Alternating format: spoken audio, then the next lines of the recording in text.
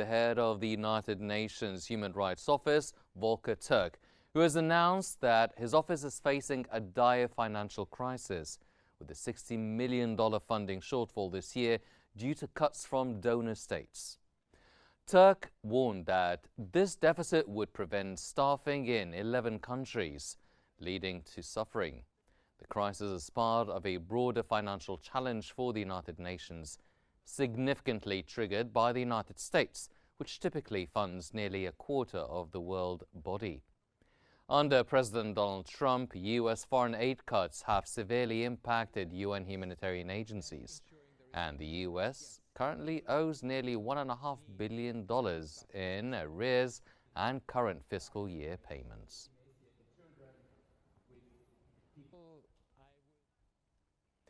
European Central Bank President Christine Lagarde warned that coercive trade policies won't fix financial imbalances and risk significant global economic damage. She urged all countries to adjust policies that create excess supply or demand, stressing that trade barriers and retaliation would harm global prosperity. Lagarde pointed out that China isn't the only country using subsidies, with other emerging markets doing the same. She also noted that increased U.S. public spending has inflated its share of global demand, contributing to these imbalances.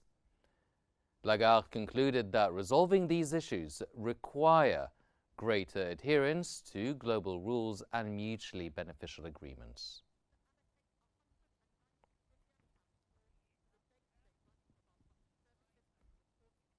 The European Commission has proposed a new draft of sanctions against Russia, while Russia has moved to extend the validity of its countermeasures against the sanctions.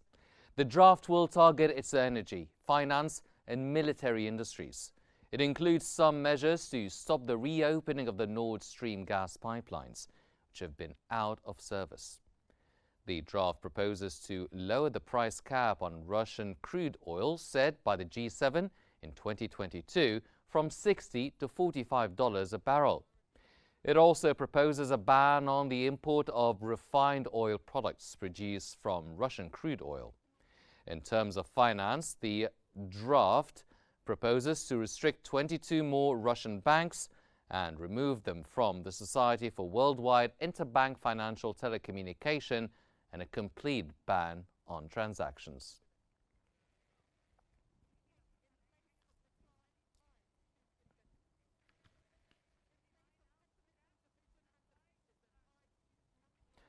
In response, Kremlin spokesman Dmitry Peskov has stated that a lower price cap for Russian oil proposed by the European Commission does not contribute to the stabilization of global energy markets.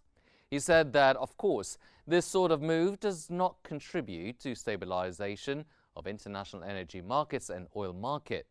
He noted that certainly Russia for some time already lives under the conditions of various restrictions which we consider illegal. He added that Russia has already acquired certain useful experience which helps to minimize the negative impact of such decisions.